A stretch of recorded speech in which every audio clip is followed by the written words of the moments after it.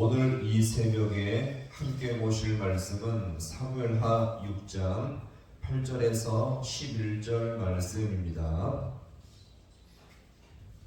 사무엘하 6장 8절에서 11절 말씀을 한 절씩 교도하겠습니다. 여호와께서 우사를 치심으로 다윗이 분하여 그곳을 베레스 우사라 부르니 그 이름이 오늘까지 이르니라.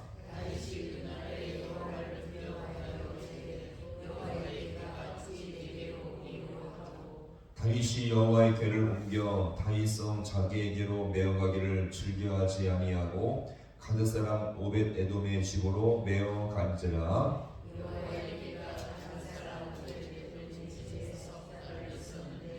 여호와께서 오벳 에돔과 그의 온 집에 복을 주시니라. 아멘. 할렐루야. 오늘 이 새벽도 주님의 은혜와 인도하심이 있기를 간절히 소망합니다. 다윗은 이 하나님의 법궤를 이스라엘 중심 지역인 예루살렘으로 옮기고자 하는 생각은 참으로 합당한 생각이었죠. 그렇지만 이 하나님에 대한 율법에 대한 무지로 인해서 충격적인 사건이 발생하게 된 것입니다. 그것은 바로 이 법궤를 실은 수레가 경사진 곳에서 소들이 균형을 잡지 못하고 뛰게 되었고, 이로 인해 이 법궤가 수레에서 떨어지는 이런 위기의 순간이 있을까봐 우사가 즉흥적으로 이 법궤를 붙잡았는데 그 자리에서 바로 죽어버린 사건입니다. 이 법궤가 이동할 때는 사실 온갖 악기가 울려 퍼지면서 축제 분위기였지만 이 과정에서 우사가 죽어버리니 순식간에 초상집 분위기가 되고 만 것이었죠. 그래서 다윗은 이 사건을 다시 한번 진지하게 기념하게 되어집니다. 오늘 이 본문의 말씀인데요. 자, 8절의 말씀을 함께 보겠습니다. 여호와께서 우사를 치심으로 다윗이 분하여 그것을 그 이름이 오늘까지 이르니라. 아멘. 자, 같이 합니다. 베레스 우사. 자, 우사가 죽은 장소를 어떻게 불렀습니까? 베레스 우사가 불렀는데, 이 베레스는요, 파괴하다, 무너지다 라는 뜻으로서 하나님이 우사를 파괴하고 무너지게 한 사건이었죠. 하나님의 거룩한 영역을 침범하는 일은 하나님의 심판을 받아 마땅한 일이었다는 것을 볼 수가 있겠습니다.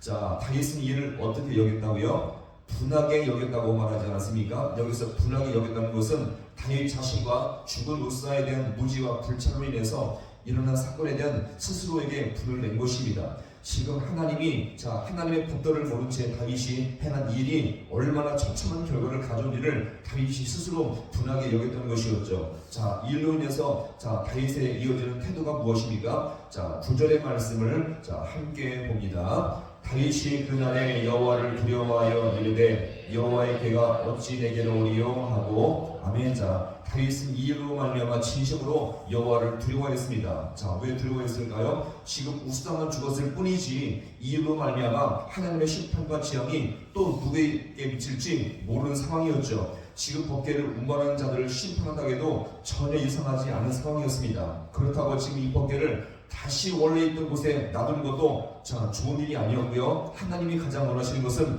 법궤를 옮기되 누구의 뜻대로요? 하나님의 뜻대로 옮겨서 이스라엘 중심 지역에 둔 것이 바로 가장 옳은 일이었죠. 자, 이 사건을 통해서 이제 임시 방편으로 법궤를 옮겨간 곳이 어디였습니까? 자, 우리 이어지는 10절의 말씀을 함께 봅니다. 다윗이 여호와의 궤를 옮겨 다윗성 자기에게로 메어가기를 즐겨하지 아니하고 집으로 메어간지라. 아멘. 자, 이 일로 인해서 지금 다윗은요, 이 법궤를 자기 성으로 가지 않고 어디로 갔습니까? 오벳에돔의 집으로 옮겨 보관하게 되었습니다. 다윗도 사실 겁을 먹은 것이었죠. 분명 법궤는요, 하나님의 임재와 복과 하나님의 통치를 다스리는 놀라운 뜻이 있는 이 법궤인데, 이 법궤에 대한 원리와 법도를 잘 알고 사용한다면 하나님 앞에 은혜와 복이 될 수 있는 통로였지만, 이것을 제대로 모르고 사용한다면 하나님의 심판과 재앙을 피할 수 없다는 것을 드디어 다윗이 분명히 알게 된 것입니다. 따라서 이 다윗은 이 일로 인해서 더 이상 심판과 재앙을 받지 않기 위해 자기 성으로 옮기는 것을 포기하고요,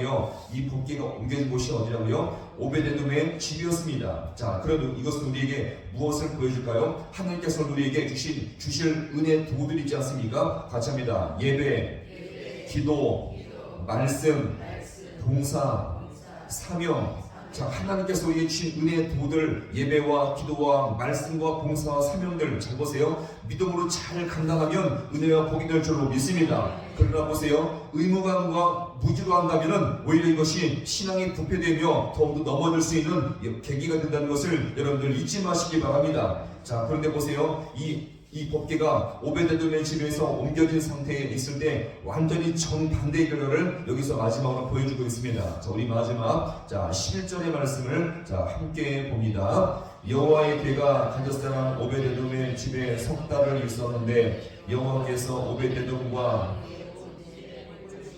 아멘 할렐루야. 자, 법궤가 보세요. 오베데돔의 집에 몇 달 있는 동안요, 석 달 있는 동안 하나님께서 그 집과 온 집에 풍성히 복을 주었습니다. 자, 그러면 이 오베데돔의 집에 왜 이런 복이 임하게 된 것일까요? 이 오베데돔이요, 성경에서 말하는 레위의 고아 자손으로서 법궤를 감당할 수 있는 아주 적임자였습니다. 드디어 이 법궤를 다룰 수 있는 오베데돔이 나타나자 그의 온 집에 하나님의 복이 임한 줄로 믿으시기 바랍니다. 자, 그럼 이것은 우리에게 무엇을, 어떤 영적 교훈을 줄 수가 있겠습니까? 오늘날도 우리가 하나님을 섬기는 모든 사람들이 다 복을 받고 은혜를 받는 것이 아니죠. 하나님을 섬긴다고 해서 다 복을 받는 것이 아닙니다. 자, 보세요. 하나님의 방식대로 할 때에, 주님의 뜻대로 할 때에 은혜와 복이 될 줄로 믿으시기 바랍니다. 자기 방식, 자기 마음대로, 자기 중심적으로 하지 아니하고 하나님의 말씀대로, 하나님의 뜻대로 감당할 때에 모든 것 가운데 은혜와 복이 될 줄로 믿으시기 바랍니다. 따라서 오늘 보세요. 또 다시 한번 같이 하겠습니다.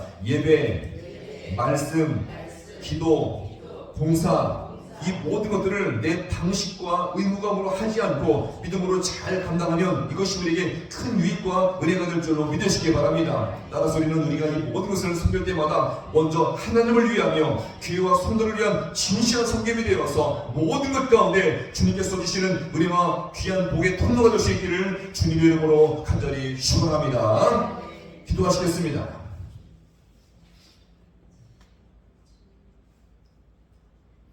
하나님 아버지, 오늘 이 새벽도 주님께서 우리에게 귀한 말씀의 길로 인도하시니 참으로 아버지여 감사드립니다. 오늘 아버지 우사가 하나님의 뜻을 저버리며 자기 중심대로 할 때에 하나님의 심판을 받게 되었던 것을 돌아볼 때마다 하나님, 오늘도 주님께서 우리에게 주신 아버지여 은혜의 수단들이 얼마나 많이 있습니까? 예배와 말씀과 기도와 봉사와 사명들 여러가지 많은 것들이 있사온데 아버지 하나님, 내 환경, 내 형편에 따라 하는 것이 아니라 하나님의 뜻대로 주의 말씀대로 우리가 이 모든 것을 순종할 때에 은혜와 복이 될 줄로 믿사오니 우리가 이것을 따라서 감당할 때 우리의 신앙이 형식적이며 게을러지지 아니하고 이것을 할 때마다 더욱더 주님 안에 귀한 은혜를 맛볼 수 있는 우리 모든 귀한 백성들 되게 하여 주시옵소서. 하나님 아버지, 또 우리의 주님께서 허락하신 우리의 귀한 사명과 우리의 길이 아버지 있습니다. 이것을 감당할 때마다 아버지 게을러지지 않게 하시며 이것을 아버지 내 방식대로 하지 않게 주님께서 도와주시옵시고 주님의 지혜와 주의 뜻을 따라 감당할 때에 아버지 오늘도 아버지 영적인 지구와 하나님의 충만하신 은혜를 경험할 수 있는 복된 이하리가 되어지게 우리 주님께서 함께하여 주시옵소서. 오늘 우리 가정과